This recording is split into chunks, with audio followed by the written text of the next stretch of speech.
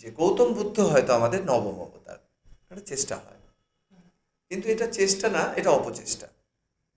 এটা একদমই একটা ভ্রান্ত ধারণা।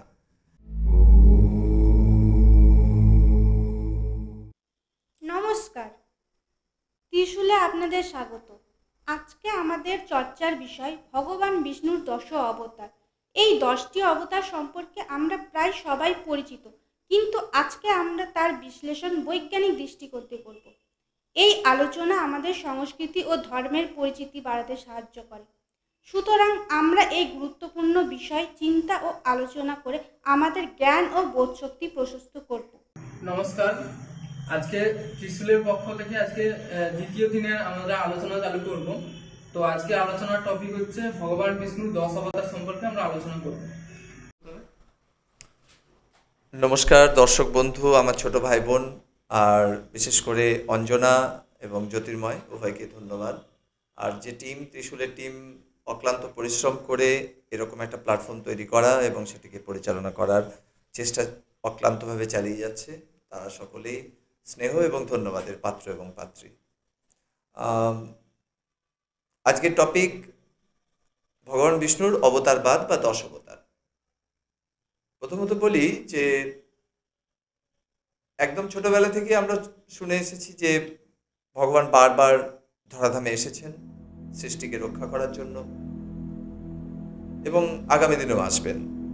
এবং যতবার তিনি আসেন ততবার তিনি সেই যে তার আশা, সেটাকে আমরা অবতার বলি। দীর্ঘদিন যাবৎ আমিও ভক্তি ভরে ঠিক যেরকমভাবে বাড়ির বাবা মা শিখিয়েছেন সেভাবেই জানি। ভক্ত প্রহ্লাদের ঘটনা জানার সময় নৃসিংহ অবতারকে দেখি যে ভগবান বিষ্ণু সেই অবতারে অর্ধেকটা শরীর তার সিংহের মতো, তার নিচের ভাগটি মানুষের মতো, এবং তিনি হিরণ্যকশিপুকে ঠিক চৌকাঠের মাঝখানে তাকে রেখে তার বুকটা ফেলে দেন এবং প্রহ্লাদকে রক্ষা করেন। এগুলো সব ছোটবেলায় ওই মায়ের কাছে গল্প শোনা, সিনেমা দেখা, এইভাবে জানা।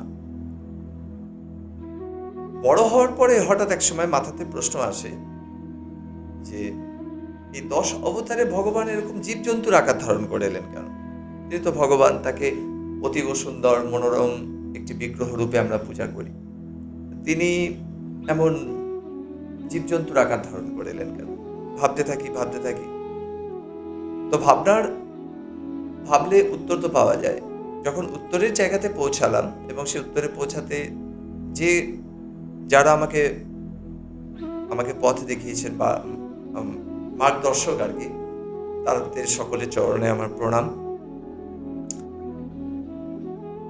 তখন বুঝলাম যে পুরো ব্যবস্থাটা এতটাই বিজ্ঞানসম্মত যে ভাবলে চমৎকৃত হতে হবে। আমি একে একে সেই বিষয়টিতে আসবো।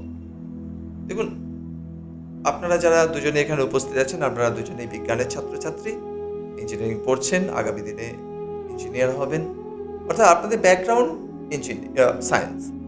সায়েন্স মানে র্যাশনাল থট প্রসেস, যুক্তিবাদী মন। যে কোনো কিছুকে আমরা যুক্তি দিয়ে গ্রহণ করব, তার পিছনে ওয়াই, কেনটা জিজ্ঞাসা করব, সেখান থেকে যেটা ফর্মুলা অনুযায়ী যেটা স্ট্যান্ড করবে, সেটাই সত্য, আর যেটা ফর্মুলাতে স্ট্যান্ড করবে না সেটা আমাদের কাছে গ্রহণযোগ্য নয়। তাই তো? এটা তো খুব স্বাভাবিক পদ্ধতি।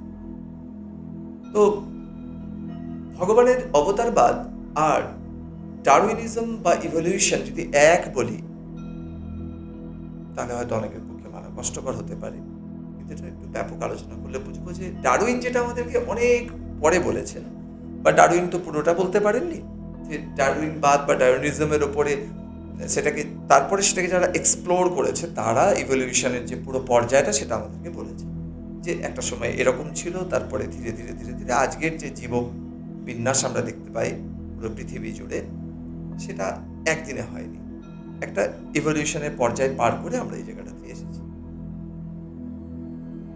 তো বিভিন্ন রকম এজ ছিল, টার্সিয়ারি, জুরাসিক, এরকম আমরা এজের নাম শুনেছি। একটা তো সিনেমাও দেখেছি জুরাসিক পার্ক বলে। তো জুরাসিক এজ মানে হচ্ছে ওই ডাইনো, বড় বড় ম্যামাথ, বড় বড় জীবজন্তু এদের। তারপরে ধীরে ধীরে ধীরে ছোট হয়ে যায়, ডাইনোসর একসময় পৃথিবী থেকে বিলুপ্ত হয়ে যায়, বড় প্রাণীরা বিলুপ্ত হয়ে যায়, ছোট ছোট ছোট দেহের প্রাণীরা আসে। এরকম অনেক আমরা মিসিং লিঙ্কের কথা পড়েছি, জীবনবিজ্ঞান বই। মিসিং লিঙ্ক অর্থাৎ তারা বহু প্রাচীনকালে ছিল, এখনো আছে, যাদের মধ্যে উভচর, জলচর, তারপরে স্তন্যপায়ী প্রাণীদের মিলিত বা মিশ্রিত বিভিন্ন রকমের আমরা ধর্ম দেখতে পাই, যেমন ওই হংসচঞ্চু বলে একটা পাওয়া যায়। তো এগুলো আমরা সব জীবনবিজ্ঞানে পড়েছি। এবার আমরা সেই ইভলিউশনের পর্যায়ে দেখছি যে সবার আগে বিশ্বে যে প্রাণী এসেছিল সেটা হলো ভার্টিব্রা বা জলজ প্রাণী। আর কি মজার ব্যাপার দেখুন, ভগবান বিষ্ণুর 10 অবতারের প্রথম অবতার হচ্ছে ভার্টিব্রা, মিন, মৎস্য। এটা নিছকই কোইন্সিডেন্ট হতে পারে না। আর যদি কোইন্সিডেন্ট ধরেও নিই যে একটা কাকতালীয় ভাবে মিলে গেছে ব্যাপারটা, তাহলে চলুন পরের পর্যায়ে যাওয়া যাক। মৎস্য অবতারে ভগবান এসে বা মিন অবতারে ভগবান এসে তার যে কাজটা সেটা পূর্ণ করার পরে তার পরবর্তী যে অবতার, পরবর্তী অবতার কি জানি আমরা? কুর্মাবতার, কচ্ছপ বা টর্টয়েস, রাইট? তো কচ্ছপের জীব হিসাবে কচ্ছপের কি গুণ আমরা জানি, বৈশিষ্ট্য জানি? উভচর প্রাণী, মূলত জলে থাকে, কিন্তু ডিম দেওয়ার জন্য স্থলে আসে, সমুদ্রের পাড়ে আসে, ডিম দেয়, অর্থাৎ জলেও বাঁচতে পারে, স্থলেও বাঁচতে পারে। এবং ইভলিউশনের পর্যায়েও দেখা যাচ্ছে যে জলজ প্রাণী থেকে প্রথম যে প্রাণীর উদ্ভব হয় সেটা হলো উভচর বা অ্যাম্ফিবিয়া। ভগবান বিষ্ণুরও দ্বিতীয় অবতার হলো অ্যাম্ফিবিয়া, কুর্মাবতার। কুর্মাবতারে এসে উনি যা যা করেছিলেন আমরা জানি। পৃথিবীকে যখন একদম ডুবিয়ে দেওয়া হয়েছিল সেটাকে উনি নিজের পিঠের ওপর নিয়ে নিয়েছিলেন, ঘটনাগুলো আমরা জানি। যাই হোক, তো আমরা তার বিস্তৃত বর্ণনে যাব না এই মুহূর্তে। এবার তৃতীয় অবতারে আসি। তৃতীয় অবতারে ভগবান আসেন কি রূপে? বরাহ অবতার বা শুয়োর রূপে। তো স্তন্যপায়ী প্রাণীদের যে পর্যায়, সেই পর্যায়টা শুরু হয় উভচরদের পরে। এবং আপনারা যদি একটু খেয়াল করে দেখেন তাহলে দেখতে পাবেন যে আজও শুয়োর যখন খাবার খায় তখন তার যে মুখটা একটু কনিক্যাল টাইপের, ছোচলা টাইপের মুখটাকে মাটির মধ্যে দিয়ে একদম ঘেটে ঘুটে খাবার খায়। একটু জল জল থাকলে, কাদা কাদা থাকলে সেখানে থাকতে ভালোবাসে। এগুলো কি? এগুলো আসলে কি? আমাদের মানুষের কজোড়া ক্রোমোজোম আছে? 46 জোড়া ক্রোমোজোম আছে, রাইট? আমাদের থেকে 1 জোড়া কম ক্রোমোজোম আছে বাঁদরের। তো বাঁদরের যে ক্রোমোজোমাল স্ট্রাকচার আর আমাদের যে ক্রোমোজোমাল স্ট্রাকচার সেটা প্রায় সিমিলার। ওই জন্য আমাদের পূর্বপুরুষ বলি আমরা ওদেরকে। এবং ওদের মধ্যে অনেক গুণ আছে যেটা আমাদের সঙ্গে মিলে যায়। এগুলো সব ক্রোমোজোমের প্রপার্টির জন্য হচ্ছে। একটু কথা বলবো। হ্যাঁ। বলছি, এক জোড়া ক্রোমোজোম যে মানুষে বেড়েছে, তো মানুষ তো বাদর থেকে মানুষে পরিণত হয়েছে, তাহলে ওটা ক্রোমোজোমটা বাড়লো কি করে? সেটা তো একটা ন্যাচারাল জিনিস। তো হ্যাঁ, ঠিক। এটাও খুব ভালো কথা। বিষয়টা হলো যে ক্রোমোজোম থেকে ক্রোমোজোমের বৃদ্ধি পাওয়া এটা খুব স্বাভাবিক প্রসেস, এটা হয়, কিন্তু একদিনে হয় না। এটা বহু সময়কাল পার হওয়ার পরে হয়। অর্থাৎ ইভলিউশনের যে পর্যায়গুলো আমরা একটু দেখি, যেমন টার্সিয়ারি থেকে জুরাসিকে আসা কিন্তু কয়েক লক্ষ বছর লেগে গেছে। এরকম নয় যে 100 বছর 200 বছরে হয়েছে। একটা ক্রোমোজোমাল স্ট্রাকচার চেঞ্জ হয়ে এক জোড়া ক্রোমোজোম বেড়ে যাওয়া মানে it's not a matter of joke, অনেক লম্বা সময় লাগে। এবার আমাদের ক্রোমোজোমের মধ্যে কি ধরনের গুণ থাকবে সেটা কে নির্ণয় করে দেয়? ডিঅক্সিরাইবো নিউক্লিক অ্যাসিড, ডিএনএ, তাই তো? ডিএনএ সিগন্যাল দিচ্ছে আরএনএ কে, সে আরএনএ এবার আমাদের শরীরে বিভিন্ন রকমের প্রোটিন বা অন্যান্য সংশ্লেষগুলোকে করার জন্য রাইবোনিউক্লিক অ্যাসিড সেই পারফরমেন্সটা পারফর্ম করছে, রাইট? তাই তো আমরা জানি। তো যে বিষয়ের মধ্যে ছিলাম যে আমাদের যে 46 জোড়া ক্রোমোজোম আছে তার মধ্যে বহু প্রচ্ছন্ন গুণ আমাদের রয়ে গেছে। আমরা জানি যে আমাদের অনেকগুলো অঙ্গকে আমরা বলি লুপ্তপ্রায় অঙ্গ। যেমন আমাদের অ্যাপেন্ডিক্স আছে। এখন অ্যাপেন্ডিক্স একটা অঙ্গ, কিন্তু ওটা লুপ্তপ্রায় অঙ্গ। অ্যাপেন্ডিক্স এখন আমাদের লাগে না, কিন্তু আমাদের পূর্বপুরুষদের অ্যাপেন্ডিক্স লাগতো। কেন লাগতো? না, তারা তখন শাক সবজি খেতেন। যদি সেলুলোজ খাই আমরা, সেলুলোজ যদি আমাদের মূল খাদ্য হয়, যেমন ঘাস, যেমন গরু, ছাগল, এদের কিন্তু প্রত্যেকের অ্যাপেন্ডিক্স আছে। যদি একটা গরুর শরীর থেকে অ্যাপেন্ডিক্সকে বাদ দিয়ে দিই তাহলে সে গরুটা মরে যাবে। তার কারণ সে সেলুলোজকে চারণ করতে পারবে না, সেলুলোজকে ভেঙে তার থেকে খাদ্য অর্থাৎ গ্লুকোজ পাবে না।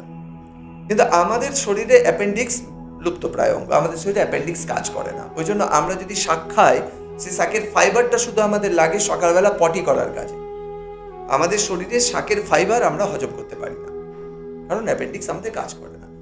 বরং উল্টো আমাদের শরীরে যদি অ্যাপেন্ডিক্স অ্যাক্টিভেট হয়ে যায় তাহলে সেটাকে একটা রোগের নাম দেওয়া হয়, যেটাকে অ্যাপেন্ডিসাইটিস বলে। সেটাকে অপারেট করে বাদ দিয়ে দিতে হয়। তো এরকম বহু গুণ আছে আমাদের, যেটা আমরা যুগ পর্যায়ের কোনো একটা সময় আমাদের যারা পূর্ব যাদের থেকে আমরা এসেছি তাদের মধ্যে সেই গুণগুলো ছিল, সেগুলো প্রচ্ছন্ন গুণ হিসাবে আমাদের মধ্যে থেকে গেছে। সেগুলো আমরা ভুলতে পারি না। আমাদের মেমোরি ব্যাকলগ যদি বলি, মেমোরি ব্যাকলগের মধ্যে থেকে যায় সেগুলো। শুয়োরের ক্ষেত্রেও ঠিক তাই। শুয়োর যে উভচর থেকে এসেছে, অর্থাৎ জলের সঙ্গে যে তার কানেকশন আছে, সেটা শুয়োরের আজকের দিনে নেচার দেখলে আমরা বুঝতে পারি। জলহস্তির মতো সবসময় জলে না থাকলেও শুয়োর কিন্তু জল খুব পছন্দ করে, জল কাদা একটু ঘাটাঘাটি পছন্দ করে, ওই খাবারও খাবে ওরকম ভাবে। তো ইভলিউশনের পর্যায়ে যেরকম বলছে ঠিক যেভাবে হওয়া উচিত, একদম তৃতীয় পর্যায়ে কিন্তু তাই হলো। ভগবানের বরাহ অবতার, বরাহ অবতারের পরে যে অবতার এলেন, অর্থাৎ চতুর্থ অবতারে ভগবান যখন এলেন, তখন ভগবান ধারণ করলেন নৃসিংহ রূপ। এখন নৃসিংহ, নৃ অর্থাৎ নর, মানুষ, আর সিংহ। তো মানুষরূপী সিংহ বা নরসিংহা বলে, নরসিংহা রূপে উনি এলেন। এই যে নরসিংহা রূপ উনি ধারণ করলেন, সেটা তো আমরা আমাদের যে পৌরাণিক ঘটনা তাতে পেয়েছি। ভক্ত প্রহ্লাদকে কিভাবে তিনি বাঁচালেন, হিরণ্য কশিপুকে কিভাবে বধ করলেন ইত্যাদি। এবার বিষয়টা বুঝতে হবে যে এইরকম এখানেও কেন ভগবান এরকম ভাবে এলেন, কেন পুরো সিংহ হয়ে আসতে পারতেন। আগেরগুলোতে যেমন পুরো বরাহ হয়ে এসেছিলেন, পুরো মিন হয়ে এসেছিলেন, পুরো কুর্ম হয়ে এসেছিলেন, এখানে অর্ধেক অর্ধেক গেলেন কেন? কারণ ও মানে একটা ছিল, মানে কি বলবো ওটাকে, মানে ওর একটা মানে ওটা কি একটা বর ছিল, তার বর ছিল যে কোনো মানুষও মারতে পারবে না, তার কোনো পশুও মারতে পারবে না। ঠিক ঠিক, না তো দিনের বেলা মারা যাবে, না রাতের বেলা মারা যাবে, না ঘরের ভিতরে না ঘরের বাইরে। রাইট, একদম ঠিক। খুব সুন্দরভাবে অঞ্জনা বোন আমাদের গল্পটা বললো, একদম তাই, ঘটনাটা তাই ছিল। অর্থাৎ এমনভাবে বর চেয়েছিল যেখানে কিনা ও চেয়েছিল, হিরণ্যকশিপু চেয়েছিল যে আমি যেন অবদ্ধ হই, আমি যেন অমর হই। তো অমর হওয়ার জন্য ও বুদ্ধি কি করলো, যে আমি এমন বর চাইবো ব্রহ্মার কাছে, যে বরে গিয়ে মানে কোনোভাবেই যাতে সম্ভব না হয়, কোনোভাবেই যাতে সম্ভব না হয় যে মারা যাবে, আমি মরবো, আমাকে কেউ মারতে পারবে। তো এবার এই জায়গায় দাঁড়িয়ে তোমার নরসিংহা, এটা আমরা পৌরাণিক ঘটনা অনুযায়ী জানি, কিন্তু আমি বলছি লজিক্যাল মাইন্ড থেকে যদি আমরা প্রশ্ন করি এখন, যে এটা কেন হলো যে ভগবান কুর্মাবতারে একটা পুরো কচ্ছপের আঘাত ধারণ করলেন, মৎস্যাবতারে বা মীনাবতারে পুরো একটা মীন রূপে এলেন, এখানেও তো আসতে পারতেন, পুরো সিংহ রূপে আসলেন। এবার পৌরাণিক ঘটনাগুলোকে এত সুন্দরভাবে গ্রন্থনা করা হয়েছে, এই জন্যই তো হিন্দু ধর্ম, হিন্দু শাস্ত্রের কোনো তুলনা নেই। কিন্তু যদি আমরা একটু বিজ্ঞানসম্মতভাবে দেখি, তাহলে এই যে মানুষ হয়েছি আমরা পশু বা জানোয়ার থেকে বিবর্তিত হয়েছি। এভাবে আমরা একটা হঠাৎ একদিন কোনো একজন আমাদেরকে বলে দিল ছুমন্তর তোরা হয়ে যা, এরকমভাবে হয়নি আমাদের জন্ম, এবং আমাদের শাস্ত্রেও তা বলে না। ছুমন্তর করে আমাদের হয়নি, কোনো আদম ইভ টাইপের গল্প আমাদের শাস্ত্রে নেই। কারণ এটা আমাদের যারা পূর্বপুরুষ তারা জানতেন যে এটা নিছকই গল্প, এটা কখনো বিজ্ঞানসম্মত ব্যবস্থা হতে পারে না, যে রাতারাতি একটা কিছু তৈরি হয়ে গেল। প্রত্যেকটা তৈরি হওয়ার প্রস্তুতি থাকে, তার পর্যায় থাকে, তার ভাগ থাকে। একটা রান্নাও, যদি একটা ভাতও রান্না করতে হয়, প্রথমে চাল ধুতে হবে, আগুনে যে আঁচটা দেবো সেটা ব্যবস্থা করতে হবে, যদি গ্যাস ওভেন দেয় লাগে, তার মানে একটা প্রস্তুতি থাকে। তারপরে গিয়ে সেটা ফোটানোর পরে একটা সময় গিয়ে ফ্যান গালিয়ে আমরা ভাতটা পাই। সেরকমভাবে একটা জীব উৎপন্ন হবে বলে কথা, তা আবার পৃথিবীর শ্রেষ্ঠ জীব। তো সেক্ষেত্রে কিভাবে হবে এটা? এই জন্য আমরা যদি দেখি যে নরসিংহ অবতার বা নৃসিংহ অবতারে উনি অর্ধেক মানুষ অর্ধেক পশু হয়ে এলেন। ঠিক আমাদের পূর্বপুরুষ এপ, সিম্পাঞ্জি, বন মানুষ যাই বলি না কেন, তো তারা কিরকম আজও তো তাদেরকে পুরোপুরি ওই রূপে আমরা দেখতে পাই না, কিন্তু আমরা দেখতে পাই আমাদের পাশাপাশি বাঁদর, হনুমান, বানর, সিম্পাঞ্জি, বিভিন্ন নামে আমরা ডাকি, এই জাতীয় অনেক আমরা দেখতে পাই। তাদের মধ্যে না অবাক হওয়ার মতো জিনিস দেখতে পাবো, সিমিলারিটি আমাদের মতো। তারা গোল হয়ে বসে। জানো কি তোমরা যে আমরা যদি ওদের মধ্যে যদি কোনো বাঁদরদের গোষ্ঠীর মধ্যে একটা বাঁদর মারা গেলে ওরা শোক পালন করে, সবাই মিলে ঘিরে দাঁড়ায়। আচ্ছা, ওরা একজন আরেকজনের পিঠে উকুন বেছে দেয়, বাচ্চাকে কোলে নিয়ে মা স্তন পান করায়, ঠিক যেভাবে আমাদের শিশুদেরকে মানব শিশুদেরকে আমাদের মায়েরা করান। অর্থাৎ আমাদের মতো অনেক সিমিলারিটি ওদের মধ্যে আছে। তো এবার ওরা না তো, ওই জন্য ওদেরকে বানর বলা হচ্ছে। ওরা নর নয়, কিন্তু ওরা পশুও নয়। বানর শব্দের অর্থ হলো নর এবং পশুর মাঝামাঝি কিছু, ওই জন্য বানর। তো নরসিংহাটাও হচ্ছে বানর, নরও নয় পশুও নয়। তার মধ্যে পাশবিক শক্তি আছে, কিন্তু মানুষের মনন, মানুষের চেতনাও আছে। ওই জায়গাটাতে ইভলিউশনও তাই বলছে। প্রথমে আমাদের যে আমরা ওরকম বন মানুষ ছিলাম, বা আমাদের বন মানুষের আগের পর্যায়ে, অর্থাৎ নিয়ান্ডারথালের আগের পর্যায়ে। এবার দেখো পরে পঞ্চম অবতারে ভগবান আসছেন বামন অবতার রূপে। বামন ডোয়ার্ফ, ছোট হাইট, রাজা বলি তার বিরাট বড় যজ্ঞ চলছে, সেখানে একজন ব্রাহ্মণ, ছোট সাইজের ব্রাহ্মণ সেজে উনি গেলেন, বামন অবতার। তিনি গিয়ে বললেন আমাকে 3 পা জমি দাও। 3 পা জমি নিতে গিয়ে 2 পায়ে তো তিনি তার সমগ্র সাম্রাজ্য নিয়ে নিলেন, আর 1 পা কোথায় রাখবেন না, রাজা বলির মাথাতে রাখলেন। এটা আমরা পৌরাণিক ঘটনা শুনেছি। এবার দেখো এখানেও লজিক লাগালে বুঝতে পারবো। আমরা যদি একটু ইতিহাসের দিকে যাই, তাহলে প্রথম যে মানুষ বা কাছাকাছি যে মানুষদের আমরা জানি, তার মধ্যে পিকিং ম্যান একটা। পিকিং ম্যান চীনের পিকিং শহরের কাছে হাতে পাওয়া গেছে, তাদের কিছু কঙ্কালাদি পাওয়া গেছে, চিত্র পাওয়া গেছে। তারা খুব ছোট হাইটে ছিল। বিজ্ঞান বলছে প্রথম যে নিয়ান্ডারথাল থেকে এই যে আমরা হোমোসেপিয়েন্স হয়েছি, এই যে পর্যায়ে আমাদের হাইট খুব ছোট ছিল প্রথম পর্যায়ে। বামন ছিলাম আমরা। কি অদ্ভুতভাবে মিলে যাচ্ছে না? প্রথম যখন ভগবান মানুষের দেহ ধারণ করে এলেন, তিনি হলেন বামন। ভগবান তো লম্বা চড়া হতে পারতেন, তো হলেন বামন। কত রেশনাল, কত যুক্তিসঙ্গত বিষয়টাকে, যে এটা পুরো ইভলিউশনের পর্যায়টাকে বোঝাচ্ছে। এবার বামন অবতারে এসে ওই যে 3 পা দিয়ে সবকিছু, মানে স্বর্গ, মর্ত এবং পাতাল, বলিকে পাতালে ঢুকিয়ে দিলেন। 3 জায়গায় পা ফেলে আসলে কি বলতে চাইলো? একটা মেসেজ, মানে ওটা অহংকার, রাজা বলির অহংকার ছিল, সেই অহংকারটা ভাঙার জন্য। এবং তার সাথে একটা মেসেজ দিল। বল কি সে মেসেজ? প্রথম মানুষ তো বামন, মানে প্রথম মানুষ। মানুষকে ভগবান এমন ভাবে সৃষ্টি করেছেন যে মানুষ এই পুরো বিশ্বটাকে শাসন করবে তার চেতনার দ্বারা, তার বুদ্ধির দ্বারা, তার মননের দ্বারা। তো বামন অবতারে ভগবান 3 পা দিয়ে প্রমাণ করে দিলেন যে আমি মানুষ, আমি এসে গেছি। জল, স্থল, অন্তরিক্ষ সব জায়গায় আমি রাজত্ব করব। মিলছে, কিছুটা মিলছে ঘটনাটা। এই জন্য উনি বলতে এলেন। পরের যে অবতারে ভগবান এলেন পরশুরাম। পরশু অর্থাৎ পুরাণ।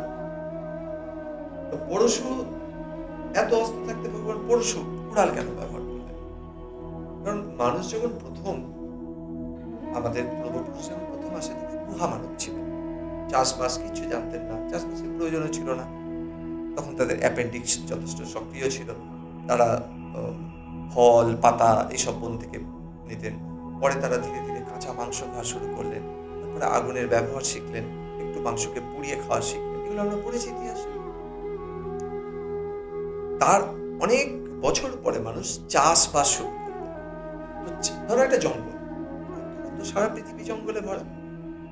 জঙ্গলে তো চাষ করতে গেলে কি করতে হবে? প্রথম কাজ কি? একটা ধরো জঙ্গল, রেশনাল মাইন্ড দিয়ে ভাবো যে একটা জঙ্গলের তুমি আমি জ্যোতির্ময় 3 জনে আছি।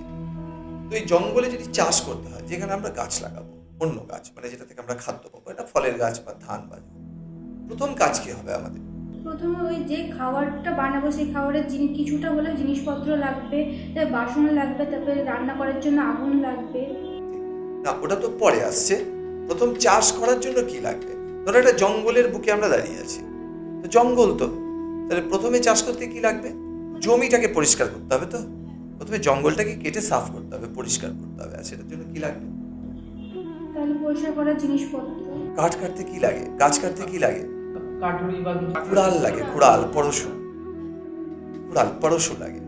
তো ওই জন্য পরশুরাম পরশুরামের যে পর্যায়, ওই পর্যায়ে মানুষ চাষের জন্য জমি তৈরি করা শেখে, একটু জায়গা পরিষ্কার করে সেখানে কুটির বানানো শেখে। ঠিক তার পরের পর্যায়ে আসেন ভগবান শ্রীরামচন্দ্র, রাম অবতারে এসে উনি কি করেন? রাম অবতারে এসে উনি করেন যার আরেক নাম, রামের আরেক নাম কি জানি আমরা? সীতাপতি। তো সীতা মানে লাঙলের ফলা, লাঙলের যে ফলাটা যেটা জমির ভিতরে যায় আর মাটিকে কর্ষণ করে, সেটাকে আমরা বলি সীতা। তো রামের আরেক নাম সীতাপতি, জানি তো? মা সীতা তার অর্ধাঙ্গিনী ছিলেন। তো এই যে ভগবান শ্রীরামচন্দ্র মর্যাদা পুরুষোত্তম, তার সময় শুধু মর্যাদা প্রতিষ্ঠিত হয়নি। যদি আমরা যে বৈজ্ঞানিক দৃষ্টিকোণ নিয়ে আজকে আমরা চিন্তা ভাবনা করছি বা আলোচনা করছি, সেই দৃষ্টিকোণ থেকে দেখলে ভগবান শ্রীরামচন্দ্রের সময় থেকে মানুষ প্রথম লাঙলের ব্যবহার এবং চাষ করা শেখে। তাই জন্য তার নাম সীতাপতি। উনি প্রথম লাঙল বা সীতার ব্যবহার করা শুরু করলেন। তার স্ত্রী সীতা তাহলে সেটা তো আছেই বিষয়, তো মহাকাব্যিক যে বিষয়টা আছে বা যে ইতিহাসটা আছে ওটাতে আসবো। কিন্তু ভগবানের দশাবতারের যে ইভলিউশনটা, সেই পর্যায়টা শুধু আলোচনা করছি। সীতা শব্দের আরেকটা অর্থ লাঙল, এবং সীতাপতি মানে যার কাছে লাঙল আছে। আমি ওইভাবে বলছি বিষয়টা। তাহলে ভগবান পরশুরাম এসে পরশু দিয়ে জঙ্গল পরিষ্কার করলেন, আর ভগবান শ্রীরামচন্দ্র লাঙল নিয়ে কর্ষণ শুরু করলেন, চাষ আবাদ শুরু করলেন।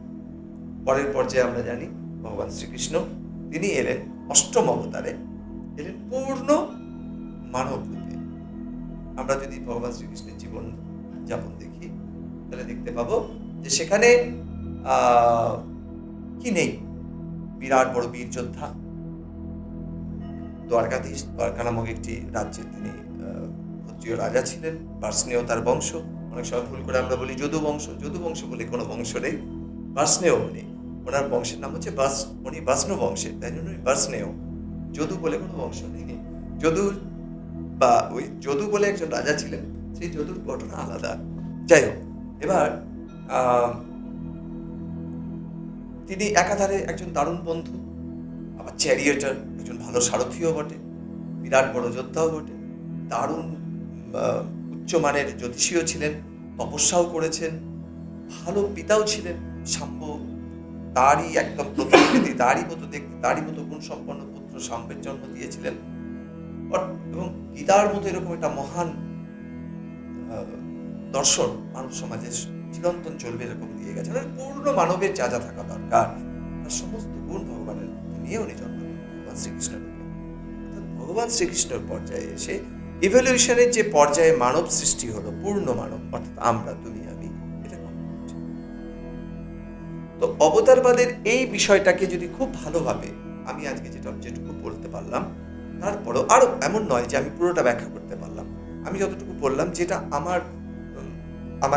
আমি যাদের সঙ্গে আলোচনা করেছি, আমার যারা বয়োজ্যেষ্ঠ, যারা এই বিষয়টা নিয়ে বিশদে চিন্তা ভাবনা করেছেন, তাদের ভাবনা এবং আমার ভাবনাকে মিলিয়ে মিশিয়ে আমি এই জায়গাটাতে এসে দাঁড়িয়েছি।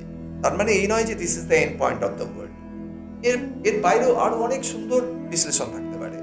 তোমরা সকলে এই বিষয়টা নিয়ে ভাবো, এবং যদি এর সঙ্গে আরো নতুন সংযোজন বিয়োজন করা যায়, তাহলে এই অবতারবাদটাকে আমরা আমাদের ভাই বোনেদের মধ্যে যারা বিজ্ঞান নিয়ে পড়াশোনা করছে, তারা জেনে আরো বেশি সমৃদ্ধ হবে এবং গর্বিত হবে যে আমাদের ভগবানের অবতারবাদ মানে ইভলিউশনের পর্যায়ে দারুণ ব্যাপার, বলার মতো বিষয়।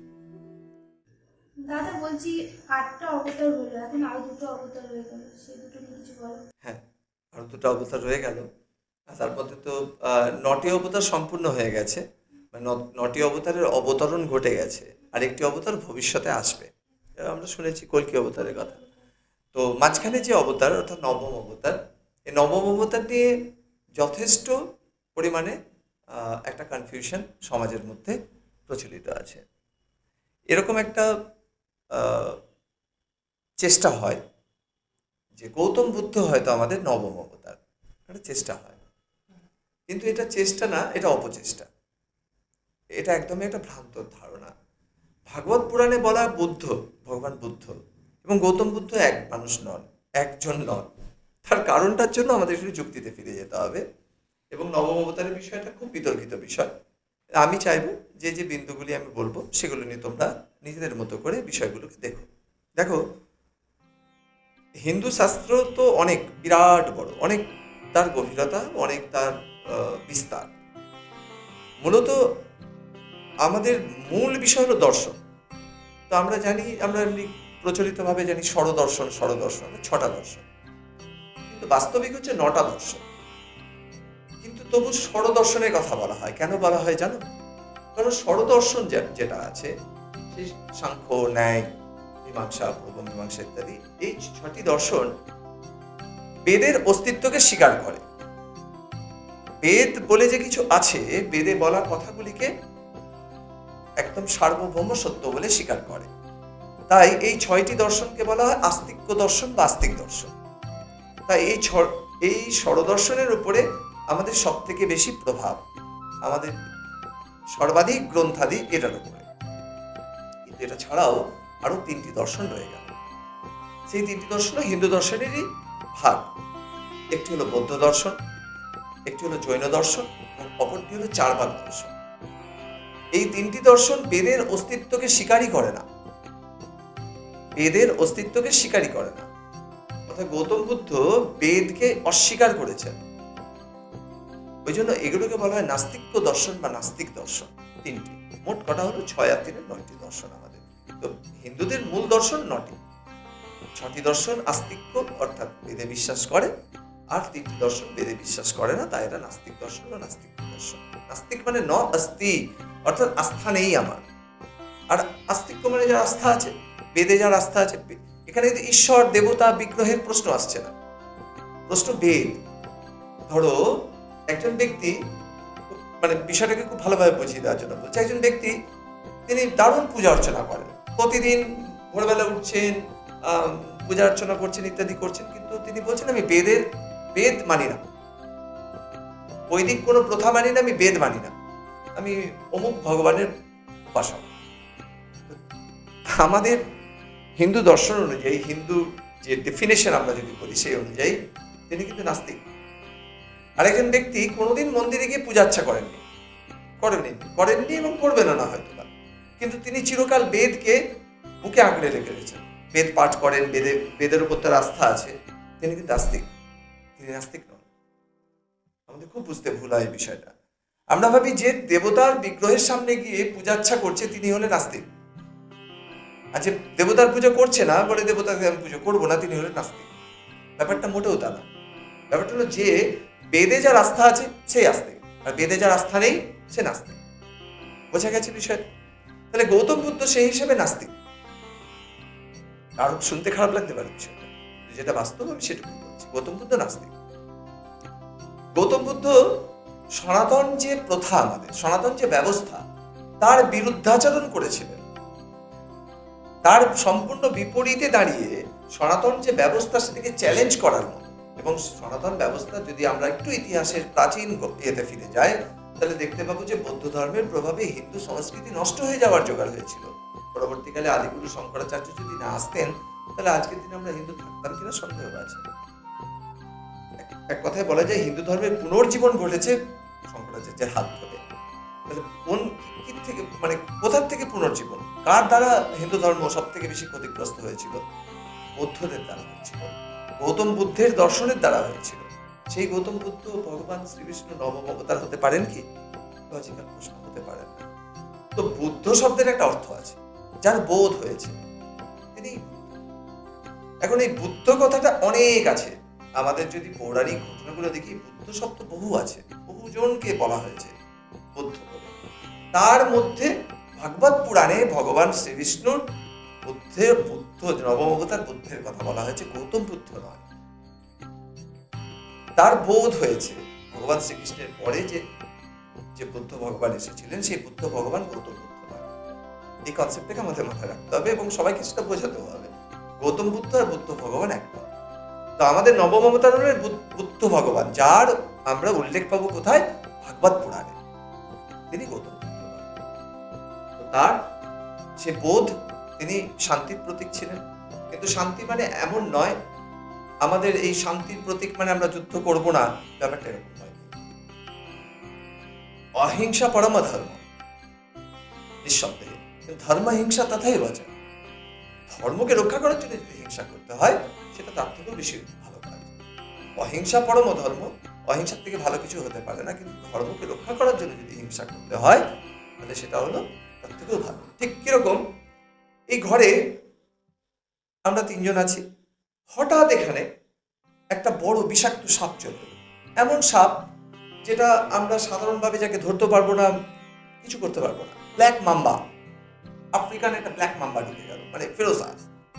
তো আমাদেরকে রক্ষা করার জন্য আমাকে তাকে মারতে হবে। তো আমাকে রক্ষা করার জন্য, বা আমি হয়তো নিজে বেঁচে যাবো, কিন্তু তোমাদেরকে রক্ষা করার জন্য আমি শস্ত্র উঠালাম, তো সেটা কিন্তু হিংসা না।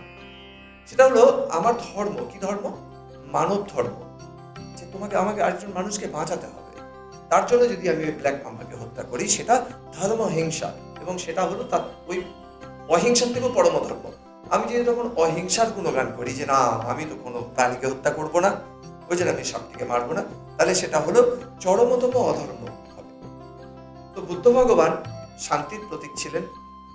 তিনি প্রচুর সাধনা করেছিলেন, সে সাধনার দ্বারা তিনি উপলব্ধি করেছিলেন মূল সত্যটা কি। তো বুদ্ধ ভগবানের ওই তার শান্তির ওই কথাটার জন্য অনেক সময় গৌতম বুদ্ধের সঙ্গে তাকে আমরা অ্যালাইন করে ফেলি। দশম অবতার বা কল্কি অবতার, যাকে নিয়ে অনেকের মনে খুব আগ্রহ, কল্কি অবতার কেমন হবেন, কিরকম হবেন।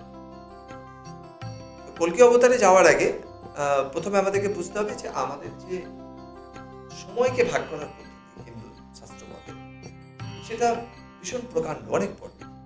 আচ্ছা, আমরা কি জানি আমরা কলিযুগের এখন কততম বর্ষে বসে আছি? আমরা এই মুহূর্তে কলিযুগের 5125তম বর্ষে বসে আছি। মানে ইংরাজি যেমন 2024, বিক্রম সম্বত অনুসারে আমরা 2080-তে বসে আছি। বিক্রম সম্বত, যেটা রাজা বিক্রমাদিত্য শুরু করেছিলেন, 2080-তে আছি। আর কলিযুগাব্দ যদি ধরি, কলিযুগের যে ক্যালেন্ডার, কলিযুগের ক্যালেন্ডার অনুসারে আমরা 5125তম বর্ষে আছি। অর্থাৎ আজ থেকে 5125 বছর আগে কলিযুগ শুরু হয়েছে। তার আগে কি ছিল? দ্বাপর। দ্বাপর শেষ, ভগবান শ্রীকৃষ্ণের মৃত্যু ঘটলো জরা নামক ব্যাধের তীরে। তারপরে কলিযুগ শুরু হলো। তো দ্বাপরের আগে ছিল ত্রেতা, ত্রেতার আগে ছিল সত্যযুগ। আমাদের এই যে যুগ, এই যুগটা হলো চক্রের মতো, যেটা আমরা আমাদের ঘরে আঁকি, আমরা করি, পূজাতে দিই, কিন্তু আমরা অনেক সময় বুঝি না। আমরা আমাদের ঘরের প্রত্যেকটি পূজাতে ওই কালচক্রটিকে আঁকি, ওই যুগচক্রটিকে আঁকি, কিন্তু আমরা জানি না বলে বুঝতে পারি না আমরা ওটা কি আঁকছি।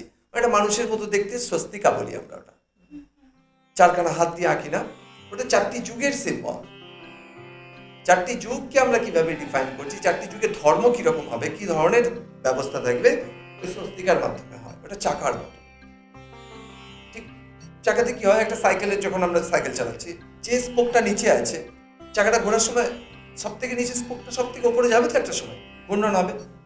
তো এই চক্র গতিতে এই যে ঘূর্ণায়মান অবস্থা, স্বস্তিক তো দু রকম হয়, একটা মানুষ রকমের হয়, আর একটা 4 জন প্লাস করে যে করে সেইটা। আচ্ছা, বেশ।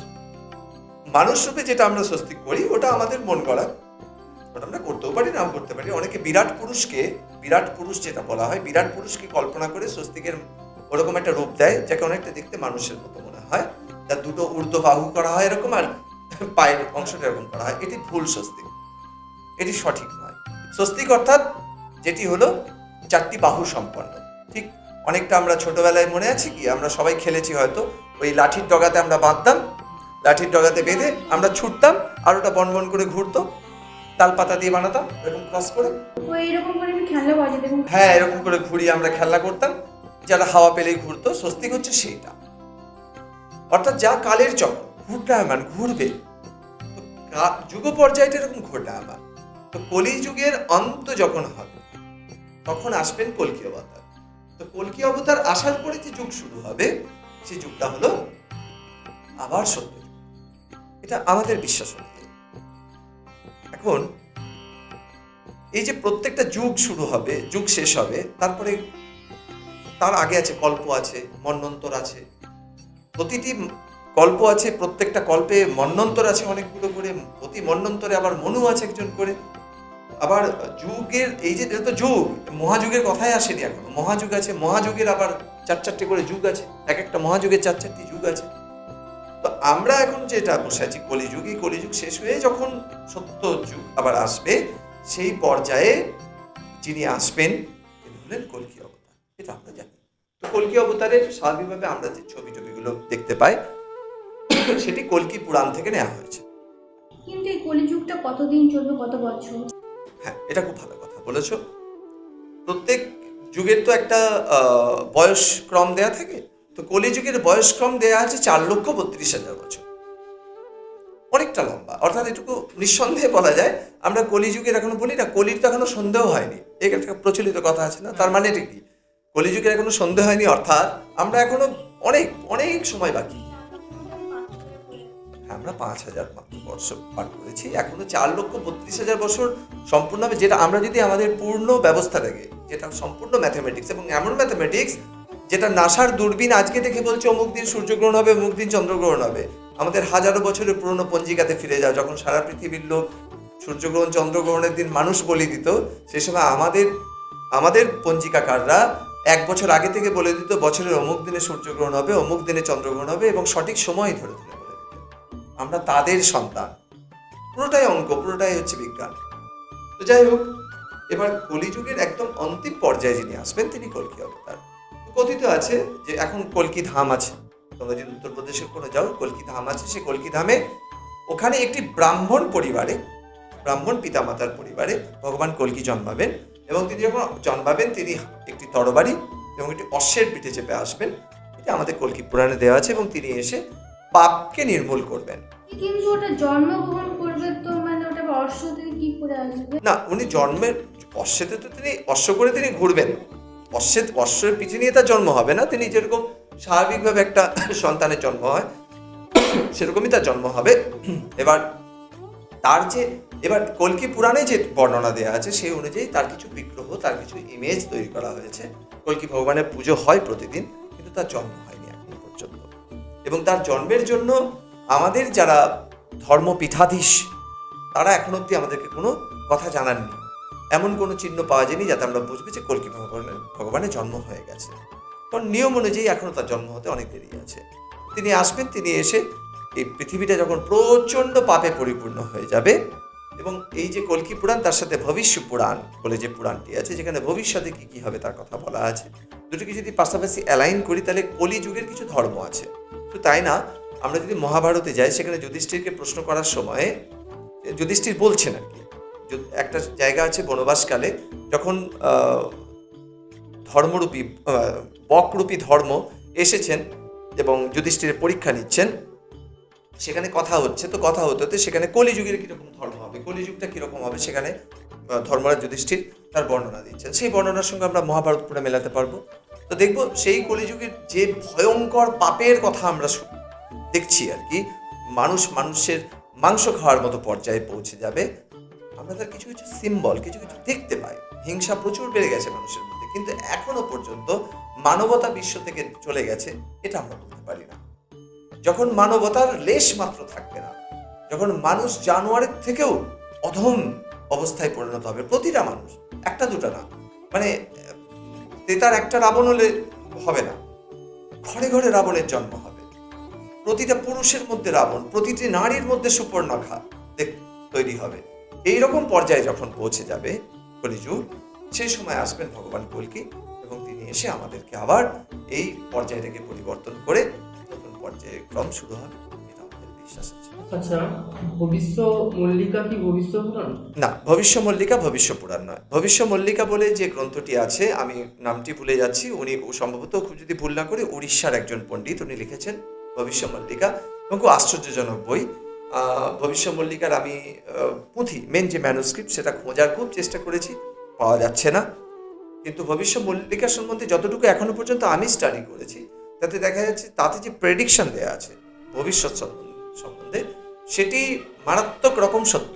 মানে নাস্ট্রাডামাস, যার কথা আমরা শুনেছি, যার বিখ্যাত বই দ্য সেঞ্চুরিজ, তার তো সে তো ধাঁধা বলে অনেক ঘুরিয়ে পিছিয়ে কথাগুলো বলেছে। সেই ঘটনাগুলো ঘটে যাওয়ার পরে আমরা সেই ধাঁধার সঙ্গে মিলিয়ে বলি যে হ্যাঁ, নাস্ট্রাডামাস এটা বলেছে, তাই এটা মিলেছে। কিন্তু ভবিষ্য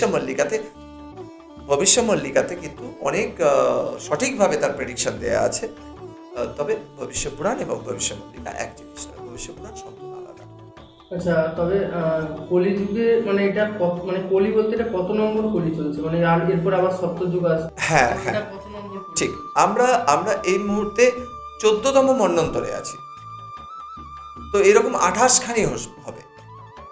তো মানে 14তম, 14বার কলিযুগ চলে আসলে, হ্যাঁ 14তম মানে তার আগে যতগুলো কলি হয়েছে মানে সত্য তেতে এগুলো একদম। ঘটনার বিশ্লেষণ ব্যাপারটা কি হয়, ব্যাপারটা হচ্ছে আমাদের যে এই যে বেদ বা আমরা যে প্রাচীন যে আমরা এটা খুব আশ্চর্যজনক বিষয় হয়ে যায় যে সত্যিই তো ওই কালে মানুষ এত কথা জানতে পারলো কি করে, যখন সারা পৃথিবীর লোকেরা এক প্রকার উলঙ্গ হয়ে বনে বাজারে ঘুরে বেড়াতো, তখন ভারতীয় মুনি ঋষিরা এত কথা জানলো কি করে, কিভাবে সম্ভব? ধরো আমি কিছু করি না, কিন্তু বেশ বহাল তবিয়তে আছি, তাহলে একটাই রাস্তা হতে পারে যে আমার বাবা অনেক টাকা আমার জন্য ছেড়ে দিতে গেছে, তার ফলে আমার ওই খেয়ে পড়ে চলে যাচ্ছে। তো এরকম আমাদের পূর্বপুরুষরা ওরকম কোনো বিরাট বড় জ্ঞান ও ভাণ্ডার যদি ছেড়ে না যেতেন, তাহলে সম্ভবত আমাদের পক্ষে এতটা একটা পর্যায়ে এসে উদ্ধার করা সম্ভব হতো না। তো এটার কোনো তো সুনির্দিষ্ট তো কোনো প্রমাণ আমার কাছে নেই যে আমি সুনির্দিষ্টভাবে বলবো, এটা আমার জাস্ট অ্যাজাম্পশনের কথা বললাম যে যে সময় সারা পৃথিবী অন্ধকারাচ্ছন্ন, সেই সময় এত জ্ঞানালোক, এটা সম্ভাবনার, এটার জন্য একটা সম্ভাবনা এটা হতে পারে যে আমাদের প্রাচীন যে এই যে এই যে প্রতিটি যুগ পর্যায়ে নষ্ট হয়ে যাওয়ার পরেও আমাদের কিছু না কিছু ট্রেস তো থেকে গিয়েছিল, যার ফলে, কারণ দেখো যদি সৃষ্টি, তার কল্প, তার প্রলয়, যদি পুরো ব্যাপারটাকে দেখি, তাহলে দেখা যাচ্ছে যে এরকম তো নয় যে সবটা নষ্ট হয়ে যাবে, সবটা নষ্ট হয়ে যাবে না, কিছু না কিছু তো থেকে যাবে। কারণ কিছুই যদি না থেকে যায়, একদম জীব মাত্রের লেশ মাত্র থাকলো না, তাহলে একদম রিস্টার্ট হবে এরকম তো আমি কোথাও উল্লেখ পাইনি, আর আমার এরকম মনেও হয় না ব্যক্তিগতভাবে। আমার যেটুকু ধারণা, প্রলয়কালে অধিকাংশটা নষ্ট হবে। কিন্তু আজও যদি আজকে 2024-এ দাঁড়িয়ে দেখি, আমরা দেখবো যে এরকম অনেক উপজাতি, অনেক আদিম জনজাতি আমরা আজও পাই। যেমন আন্দামান নিকোবর দ্বীপপুঞ্জের পাশাপাশি সেন্টিনেল বলে একটি দ্বীপ আছে, জড়োয়া সেন্টিনেল ওদের একটা গোষ্ঠী, জড়োয়া একটা মানব গোষ্ঠী আছে, যারা আজও নগ্ন অর্ধনগ্ন হয়ে ঘোরাফেরা করে, তাদের একটা নিজস্ব মাতৃতান্ত্রিক সমাজ ব্যবস্থা আছে। এবং সেন্টিনেলরা তো বাইরের কেউ গেলে তীর ছুঁড়ে মেরেও দেয়, তাদের সেন্টিনেলদের কাছে পৌঁছানোই যাচ্ছে না। অর্থাৎ ওরা আমাদের যে এই যে তথাকথিত যে সভ্য সমাজ, তার থেকে দূরে রয়েছে। এবার ধরো যখন বিরাট প্রলয় ঘটবে বা কিছু একটা ঘটবে, এবার ধরো এমন একটা অ্যাটাক এলো, সাইবার অ্যাটাক, এটা এমন হবে বলছি না, আমি জাস্ট একটা বোঝার চেষ্টা করছি, জানার চেষ্টা করছি। এমন এটা, আজকে আমরা সবাই ডিজিটাল ডিভাইস নিয়ে ব্যস্ত, এমন একটা সাইবার অ্যাটাক হলো যার হাত থেকে আমরা কেউ পরিত্রাণ পেলাম না, আমরা যারা প্রত্যেকে মোবাইল ব্যবহার করি, কিন্তু সেন্টিনেলরা তো বেঁচে যাবে। তো সভ্যতা এগিয়ে যাওয়ার, যুগটা এগিয়ে যাওয়ার পরে একটা সময় গিয়ে প্রলয় হবে, তার কারণ ভিন্ন ভিন্ন হতে পারে, সে কারণটা কি হবে তা আমি বলতে পারি না, আমি তো চূড়ান্ত অজ্ঞানী একজন মানুষ। কিন্তু যে কোনোভাবে হোক প্রলয় তো হবে, সেই প্রলয় যখন হবে, সেই প্রলয়ের কারণও ভিন্ন ভিন্ন হবে। কিন্তু সেই সময়ও কিছু না কিছু জীব, কোনো না কোনো মানব সভ্যতার আলোকবর্তিকা হাতে নিয়ে এগিয়ে চলার মতো কোনো না কোনো জাতি থেকে যাবে, এটা আমার দৃঢ় বিশ্বাস। সেরকমভাবেই হয়েছে গত দিনেও। আচ্ছা, তো এই কলিযুগের পরে আবার সত্যযুগ আসবে, তো তখনও কি সেম ভগবানের 10 অবতার আবার রিসাইকেল হবে, না আবার নতুন করে সৃষ্টি হবে, তো মানে আলাদা কিছু অবতার আবার? হ্যাঁ, যদি এই সমগ্র সৃষ্টিটা যদি ধ্বংস হয়ে যায়, যেটা আমি বললাম, সেই কথাটারই কন্ট্রাডিক্টরি যদি পরিস্থিতি হয়, যেটা হওয়ার সম্ভাবনাও যথেষ্ট আছে, এটা তো আমার ভাবনার কথা বললাম যে হয়তো সবটা ধ্বংস হবে না, কিন্তু প্রলয়কালে তো বলছে সবটাই ধ্বংস হবে। যদি আমরা শাস্ত্র মতে যাই, তাহলে প্রলয়ে মহাকাল সবকিছুকে ধ্বংস করে দেবেন, রুদ্রাবতার উনি সবকিছুকে ধ্বংস করে দেবেন, শুধু দৈবী সত্তা বেঁচে থাকবে, মর্তলোকে কিছু বেঁচে থাকবে না, সমগ্র উদ্ভিদ থেকে প্রাণী থেকে শুরু করে সবটা শেষ হয়ে যাবে। তাহলে সবটা যদি শেষ হয়ে যায়, তাহলে জিরো থেকে আবার শুরু হবে, তাহলে জিরো থেকে যখন শুরু হবে, তখন আবার সেই ইভলিউশনের পর্যায়গুলো আসবে, তাহলে স্বাভাবিকভাবে আবার ওরকম ভগবানকে অবতার রূপে, আলাদা আলাদা অবতার রূপে যেভাবে এখন এসেছেন সেভাবে আসতে হবে। উদ্ভিদ বলেন তো, উদ্ভিদ তো থাকবে, না হলে আবার পরে যারা আসবে না, উদ্ভিদ হতেই পারে, উদ্ভিদ থাকবে না। যেমন একদম যদি আমরা যখন এই পৃথিবীটা যখন প্রথম সৌরমণ্ডল থেকে ছিটকে এসেছিল, তখন তো উদ্ভিদ ছিল না, উদ্ভিদ তো পরে এসেছে। একদম প্রথমে তো উদ্ভিদই ছিল না, প্রথমে তো ওই অ্যামিবিয়া টাইপের, তারপর ফাঙ্গাস, অ্যামিবিয়া, হাইড্রা, ইউগ্লিনা, ক্রাইসেমিবা, এরকম টাইপের ধীরে ধীরে ওই যে পর্যায়ক্রমে যে উদ্ভিদে এসেছে, ওরকমভাবে হবে। দেখো না, কি অদ্ভুত এই নাম বলতে বলতে, ইউগ্লিনা এবং ক্রাইসেমিবা, এরা তো প্রাণী কিন্তু করে সালোক সংশ্লেষ। বোঝার মতো বিষয় এটা, যে এরা তো প্রাণী কিন্তু করে সালোক সংশ্লেষ। প্রাণী সালোক সংশ্লেষ করে খাচ্ছে, ফটোসিনথেসিস করে খাচ্ছে। এটা কি একটা বড় প্রমাণ নয় যে আমরা কোনো একটা জায়গা থেকে স্টার্ট হয়েছিল, ধীরে ধীরে ধীরে ধীরে পরিবর্তিত হয়ে এই জায়গাতে এসেছি?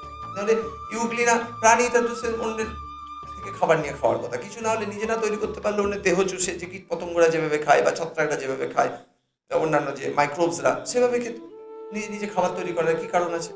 তো এটাও একটা প্রমাণ যে আমরা ওই যে অবতারবাদের ক্ষেত্রে সময় যেটা বলছিলাম, যে আমরা যুগ পর্যায়ের অনেকগুলো ধাপকে পার করে আজকের দিনে এখানে এসে পৌঁছেছি। একদিনে আসেনি, লক্ষ লক্ষ বছরের পরিবর্তনের পরে জায়গাতে এসেছি। আচ্ছা, কলিযুগকে যদি আমরা মানে আবার যদি সত্যযুগ আসে, তাহলে আমরা ধর্ম প্রতিষ্ঠার জন্য কেন এত পরিশ্রম করব? হ্যাঁ, এ তো দারুণ কথা। মানে তোমার প্রশ্নটাকে যদি আমি একটু সরল ভাষায় বলি আর কি ভাই, তুমি এরকম বলতে চাইছো যখন সবটাই ধ্বংস হয়ে যাবে তাহলে ধর্ম প্রতিষ্ঠা করার জন্য এত আমাদের মাথা ব্যথা, তাই তো? ঠিক। এখন আচ্ছা, আমরা কি বিশ্বাস করি যে আমরা সবাই মারা যাব? আমি তোমাদেরকে প্রশ্ন করছি, আমাদের কি বিশ্বাস আছে যে আমরা সবাই মারা যাব? শিওর? শিওর মরবই আমরা। তাহলে আমরা পড়াশোনা কেন করছি, চাকরি করার কেন চেষ্টা করব? মানে আমরা যে কদিন বেঁচে আছি সেই কদিনে হ্যাঁ, ওটা ওইভাবে বলা যায়। আরেকভাবে, আর একটা হচ্ছে যে পড়াশোনা করছি, যে যদি কর্ম করি, তো আমরা শাস্ত্র মধ্যে এটা বুঝি যে যদি ভালো কর্ম করি, ভালো কিছু করি, তাহলে আমাকে আর নতুন করে সৃষ্টি হতে হবে না, আমি বিলীন হয়ে যাবো। ওটা তো একটা বৃহত্তর সাবজেক্ট, ওটা নিয়ে পরে একদিন কথা হবে। এখন আমি যে বিষয়টি বললাম, মানে তুমি যে বিষয়টি বললে, যে আমরা যখন জানছি যে এই সৃষ্টিটা ধ্বংস হয়ে যাবে, যখন সৃষ্টিটা ধ্বংস হয়ে যাবে, প্রলয় যখন হবে, মানে ব্যাপারটা এরকম যে বাড়িটা আমি তৈরি করবো কিন্তু বাড়িটা তো থাকবে না, তাহলে বাড়িটা তৈরি করে আমার লাভ কি? শুধু শুধু পরিশ্রম, টাকা পয়সা নষ্ট করা কি দরকার আছে? ব্যাপারটা এরকম তো। এইরকমই যদি পেসিমিস্টিক ভাবনা আমরা রাখি, তাহলে তো আমাদের জীবন বা সৃষ্টিটাই চলবে না। কেন না, আমরা প্রত্যেকে মরবো, মরণশীল প্রাণী। এখন আমার যে বয়স আছে, একদিন তোমরা সেই বয়সে এসে পৌঁছাবে, তারপরে আমার বাবা যে বয়সে মারা গেছেন সেই বয়সে আমি গিয়ে পৌঁছাবো, আমি একদিন মারা যাব, শ্মশানে সবাই চ্যাংদোল্লা করে নিয়ে গিয়ে চিতাতে পুড়িয়ে ছাই করে দেবে। তাহলে আমি এত কিছু করছি কেন? আমি কেনই বা বিবাহ করলাম, সন্তানাদি করলাম, কেন পড়াশোনা করলাম, কেন চাকরি করছি, কেনই বা আমার সন্তানের জন্য সঞ্চয় করে রাখছি? কারণ আমরা যখন জন্মাচ্ছি, জন্মের সাথে সাথে আমরা একটা জিনিস মানুষ হিসেবে পেয়ে যাচ্ছি, যেটা আর কোনো প্রাণী করে যায় না। কোনো বাঘের ধর্ম নিয়ে কোনো চিন্তা নেই, কোনো বাঘ দর্শন নিয়ে চিন্তাই করে না। কারণ বাঘের কাজ হচ্ছে এই মাতৃগর্ভ থেকে সেও জন্মেছে, মাতৃগর্ভ থেকে জন্মে সে বড় হয়েছে, মা তাকে শিকার করা শিখিয়েছে, বাঘিনী মা, সেভাবে সে শিকার করেছে, খেয়েছে, বড় হয়েছে। তারও তার স্ত্রী সঙ্গীর সাথে তার মিলন ঘটেছে, তাদের আবার সন্তান হয়েছে, তারা বুড়ো হবে, বুড়ো বাঘ মরে যাবে। মরে যাওয়ার পরে কি হবে? আর আমার এই বেঁচে থাকাকালীন আমার কি কি করা কর্তব্য, যাতে করে আমার সমাজটা ভালো থাকে, এটা ভাবার দায়ভার বাঘের নাই। এই ভাবনার দায়ভার মানুষ হিসেবে আমাদের আছে, কারণ আমাদের রয়েছে কি চেতনা, যেটাকে আমরা বলছি মানব চেতনা।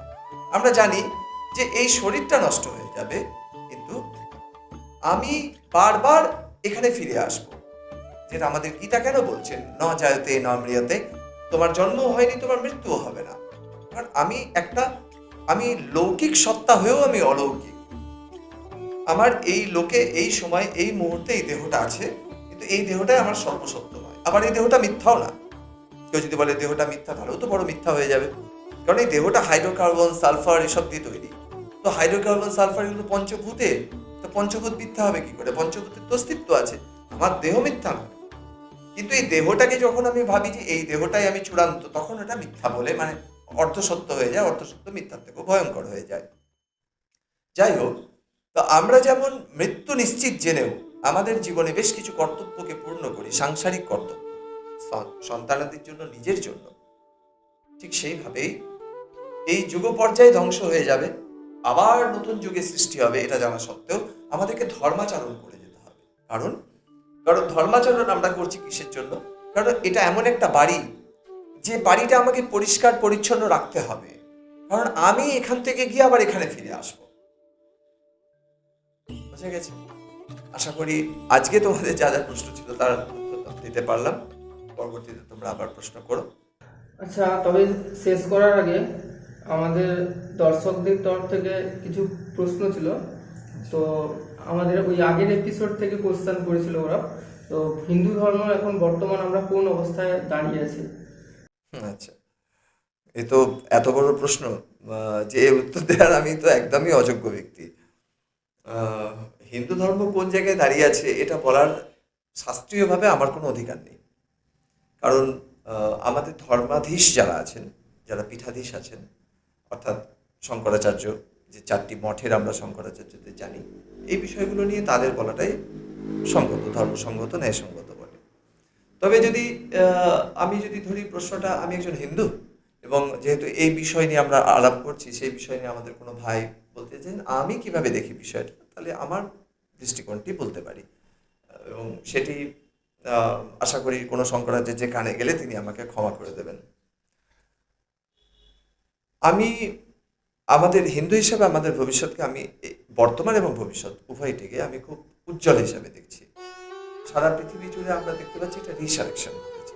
হিন্দুদেরকে জানা, হিন্দু শাস্ত্র জানা, হিন্দু দর্শন জানা, হিন্দু কালচার নিয়ে যে আগ্রহ তৈরি হয়েছে বিশ্বজুড়ে, সেটা এতটাই আশাপ্রদ যে আমাদের ভবিষ্যৎ চূড়ান্ত উজ্জ্বল। বর্তমানকালে ধর্ম এবং অধর্ম এই দুটো নিয়ে যে আমরা আলাপ আলোচনা করি, আমি আগেও বলেছিলাম যে এমন নয় যে অধর্ম কখনো ছিল না, অধর্ম যুগে যুগে ছিল। কিন্তু একটা সময় ছিল যখন ভোগবাদ বা বস্তুবাদ সমাজে কম থাকার ফলে অধর্মের ভারটা ছিল কম। কারণ বস্তু বা ভোগ মানুষকে অধর্মের পথে এমনি নিয়ে চলে যায়। যেমন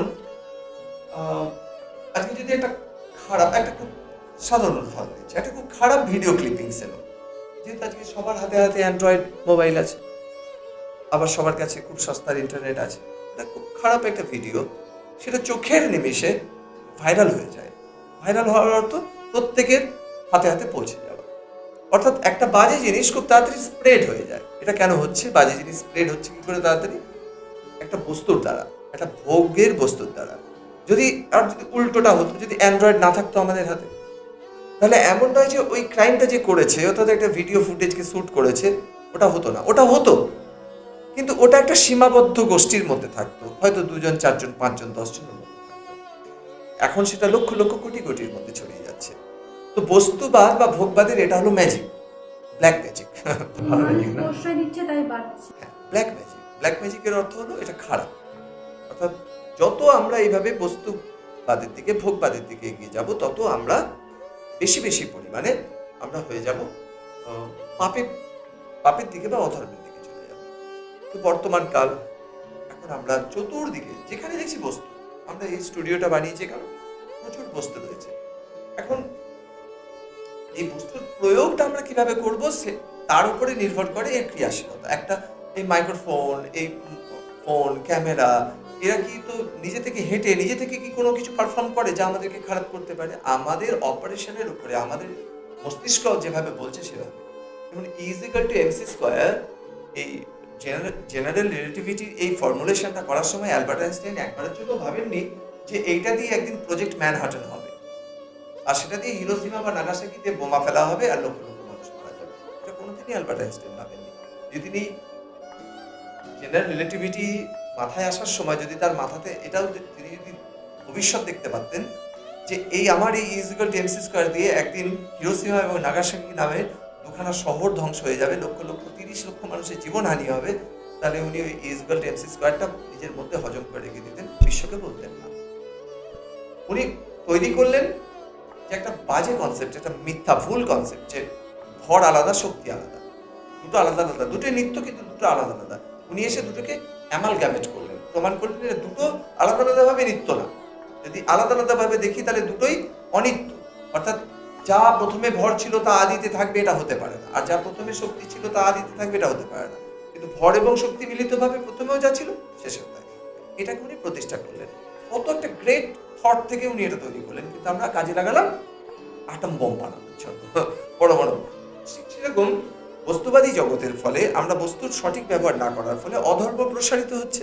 আর যত অধর্ম প্রসার লাভ করবে ততই আমরা খারাপ দিন দেখতে পাবো। তো সনাতন ধর্মের ক্ষেত্রে এখন যেটা দাঁড়িয়েছে যে এই যে একটা শঙ্কা বলেন, চারিদিকে অধর্মের দেখি, সেই প্রশ্নগুলো তো একটা শঙ্কা, একটা ভাবনা থেকে আসে যে আদৌ আমাদের অস্তিত্ব থাকবে কিনা, ইত্যাদি ইত্যাদি কথা আমরা বিভিন্ন জায়গায় দেখি।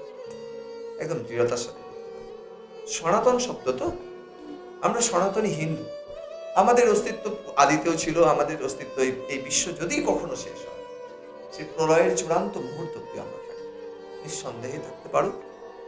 তার কারণ যে জ্ঞানের আলোকে যেমন সূর্যের আলোকে হাত দিয়ে আটকে রেখে দেওয়া যায় না, সেরকম জ্ঞানের আলোকেও এভাবে হাত দিয়ে জোর করে তলোয়ার দিয়ে ধর্মান্তর ঘটিয়ে শেষ করে দেওয়া যায় না। নিশ্চিত এটা থেকে যাবে আমাদের বর্তমানে ভবিষ্যৎ সুনিশ্চিত। তবে তাই বলে আমাদেরকে হাত পা গুটিয়ে বসে থাকলে চলবে না, আমাদেরকে নিরন্তর প্রয়াস, চর্চা, প্রয়োগ করতে হবে। ঠিক আছে? তো আশা করি আজকের যে আমাদের পর্ব ছিল এই প্রশ্নের আমরা একটা আলোচনা করলাম, চর্চা করলাম, আগামী দিনে আরো চর্চা হবে।